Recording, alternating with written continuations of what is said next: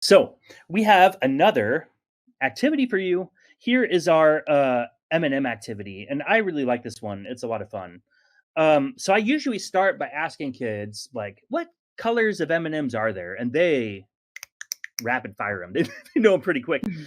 And what they are is here are the six colors. So we have kids count out like 100 M&Ms each. So I have like six different groups of kids.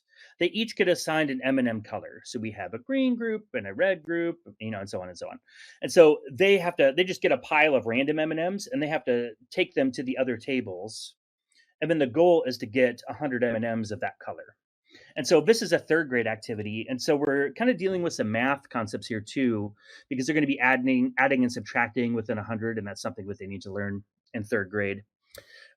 So we're kind of practicing that along with the science. And so they end up with 100 M&Ms and hopefully some extras. And then they can eat some of Hopefully. those extras, which is good.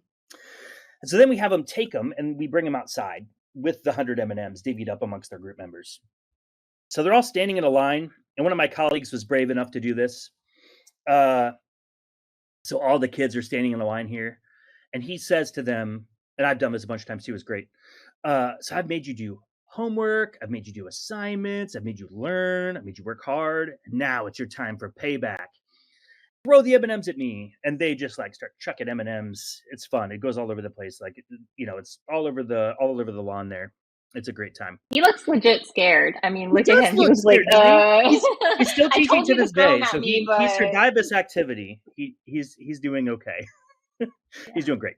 So the fun thing is like we just came off of a holiday, if some of you celebrate, where you tend to pick up things off the ground or find eggs, but this is kind of similar. So we then say, okay, so you're the predators and they're the prey. Get as many M&Ms as you can, and they go and they pick up all the M&Ms off the ground and pick up as many as they can, and it's loads of fun. And so after about a minute or so, they've found pretty much all the ones that they can find. When they're having a harder time finding the M&Ms, then we kind of usually just stop it, and then we head back in, and we ensure they have some fresh M&Ms to eat, so they're not tempted to eat these like been on the ground M&Ms.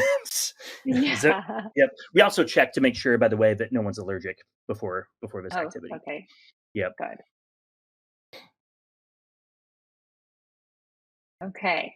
So now we want to focus on the making sense part of the activity. The students know that they counted out their 100, so they know that they had 100 prey when they started of each color. And then at the end, they know how many that they have with them. And so we ask the students to think about how many of your prey are still alive, right? How many of them are out there living their best M&M lives in the field that you just threw them in? And how can we figure out how many of them are still out there?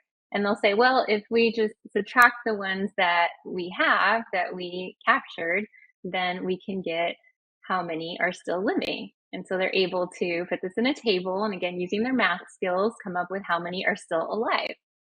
But then we want them to do a little deeper thinking. So, what do you notice about the data? Is there anything that you notice that you can tell by these numbers? And they will say, yeah, the brown and the green ones. So there's still a lot of brown and green ones out there. Hopefully, they're not going after school trying to find those because we already bribed them with enough M&Ms. Yeah, we don't need to find those after school. But yeah, they'll see the brown and the green ones. There's still a lot of them. So like, okay, so why would there still be more of them?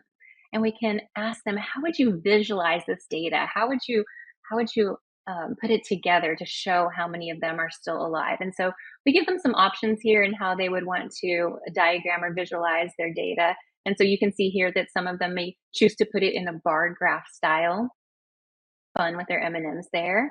And then others may decide to create a pie chart or something similar to this to diagram how many colors they started with in their initial population, and then how many they had at the end. What were the final living count?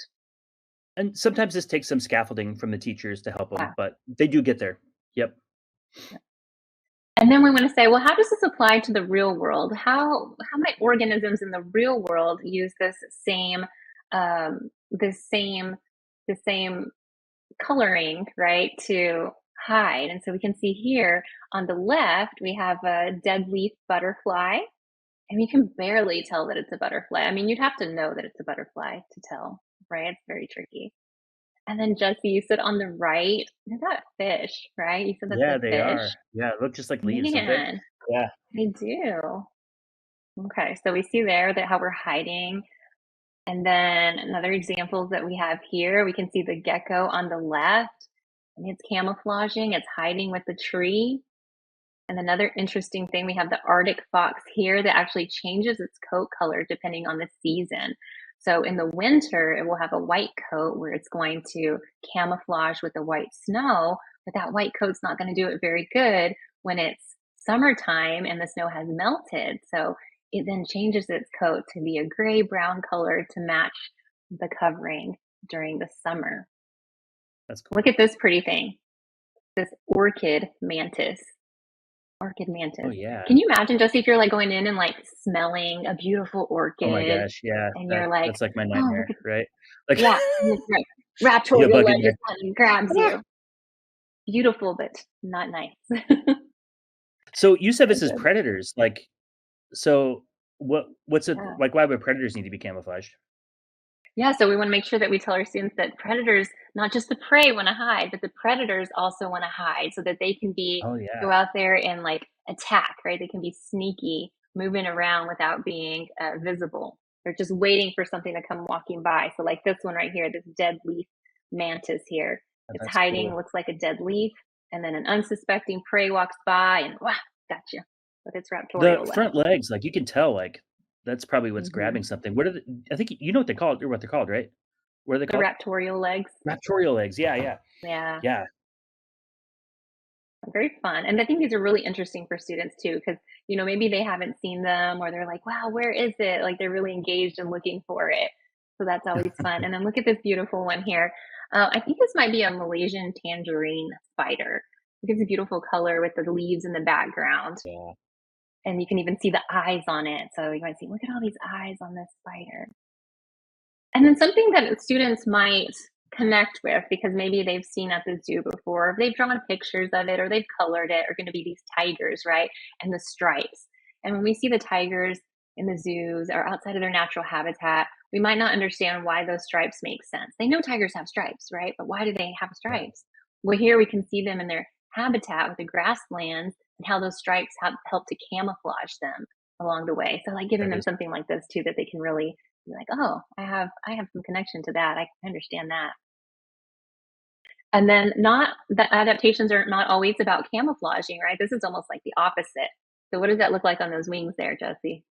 yeah, it looks like an owl, it looks like almost identical to an owl. That's Yeah. creepy. It looks Yeah, like an owl. Yeah, it's got these little eyes, right, on the wings, yeah, and it and even looks has, like like, a little, something like, staring at you. where the The beak is nose. almost, you know? Yeah. Well, Yeah, yeah, so it's just like an owl. And so predators are gonna be like, "Oh, face," kinda scared by those right. eyes, those supposed eyes that they see.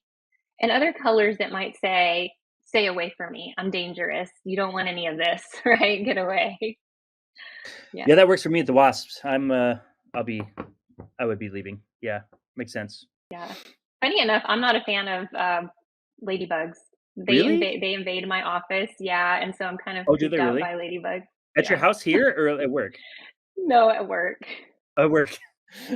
That's funny. They do smell though, like, maybe that's They why do. predators don't like them.